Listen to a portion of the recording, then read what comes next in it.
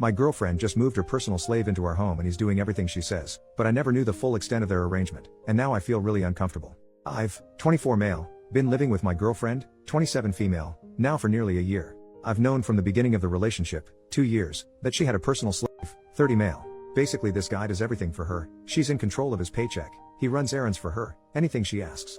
I've not had an issue with it as I've rarely come into contact with him. Anyway, at the start of this month she announced he was moving in. We talked and she really wanted this, so I said let's test the water. He has now been living here for 2 weeks today, he does everything around the house, is on call 24/7 and he sleeps on the floor. This is his choice. Personally I've been avoiding him as much as possible as I don't really know how to act. It's my home and I'm starting to feel guilty about the whole thing, even though it is my girlfriend who is 100% in charge.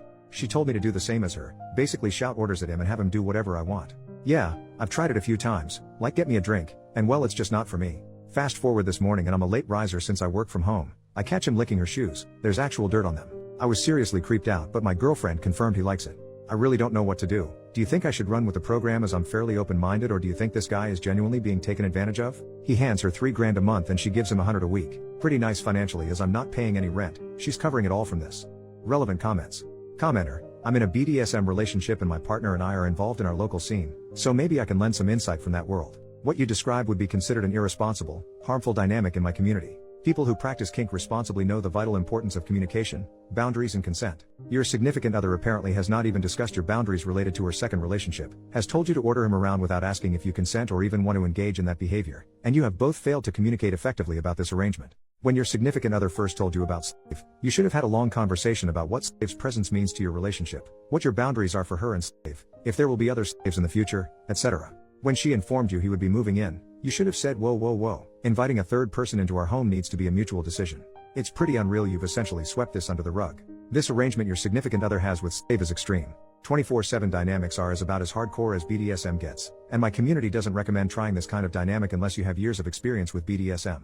Even then, it's considered risky behavior and many in the BDSM community are skeptical of 24/7 dynamics or see them as unhealthy if not practiced correctly. It's evident that your significant other is not experienced enough to practice a 24/7 dynamic responsibly, and she is likely harming you and slave as a result. Also, if you think their relationship is non-intimate because they don't have make love, you're wrong. Slave has given up his entire life for his fetish. He wouldn't do that unless he was getting deep intimate satisfaction from their arrangement. This isn't just some sweet deal where you guys get all his money and he runs your errands. It's not that simple. Your significant other may be comfortable with using slave, but you clearly are not. If you want to stay in this relationship, you need to start by having a long talk with your significant other to lay down boundaries. Next, you should go with your significant other, and bring slave too, to local BDSM munches. They are no-play events where kinky people can connect and discuss the lifestyle, and seek advice from experienced kinksters. Tell your significant other that considering the extreme nature of her dynamic with slave, you want to discuss it with experienced kinksters to make sure what she's doing is healthy, safe, sane and consensual for all involved. If she refuses, I would leave. Tell her you're not comfortable being a part of slave's abuse if you don't have a second opinion on if she's doing it safely. OP. Interesting, and it somewhat helped me get my head around this. So 24/7 slave is uncommon. I'm sitting here right now on my tablet, she's watching TV and he's organizing for her. I've not had a chance to bring up my concerns yet, but we'll talk to her tonight when we're alone in our room. I'm going to catch him before he leaves for work in the morning. I feel pretty bad for the guy, but he is genuinely happy. Commenter number 2, but she isn't taking all that money, right? She's just putting some of it away for him, right? OP. Nope. She's always spent his cash. I'd say she's had 6 figures out of him over the years. She brags about it even. Update. Firstly, thanks for all great advice and to those who helped me get my head around this concept. Yesterday the slave got home around 5 p.m. I left him to his devices and didn't interact. My girlfriend got in around 6:30 p.m. and straight away was ordering him around. She asked me to have him do something, so I got him to change my printer's ink. I spoke with her when we went to bed, just to clarify as some have asked, this guy sleeps on the kitchen floor not in our room. Anyway, I started off by asking if she was sure he was mentally stable. She said yes and nothing else. My main concern is this guy's mental well-being. She told me he has family but she is in control of whether he can contact them or not. I knew even if he wasn't mentally stable she wouldn't tell me at this point. I asked what exactly she wants me to do to him. She said to treat him like a slave, to have him do everything for me as he does for her. I said I didn't want a guy licking my shoes clean. Anyway, she was getting pissed off by this point and we went to sleep. I got up early today so I could catch him before he left for work. She leaves a good half an hour before him so we had some time to talk. I asked him straight if he was genuinely fine with this. His response was something I wasn't expecting. Now before I get into this I want to reiterate I was until yesterday very ignorant on the whole topic. He isn't happy. It turns out she has had him under her spell for 6 years. I had no idea they'd known each other this long. She'd told him she had only known him a short while before he hooked up. Anyway, the guy is mentally screwed. She's actually destroyed this man. He is into this stuff but somehow manipulated him over the years to becoming her total slave. I asked him why he hasn't ever told anyone and the guy is terrified of her. I'm guessing he is spilling his guts out to me as he's seen how I'm not into it all and probably realizes I'm freaked out by the whole thing. He begged me not to say anything to her. I reassured him and let him know that I'll help him out of this madness. I'm in total shock right now and I don't quite know what to do. This is a lot to take in. I tried to get him to skip work today, but it turns out she checks in on him at work through the Find Me app on the iPhone.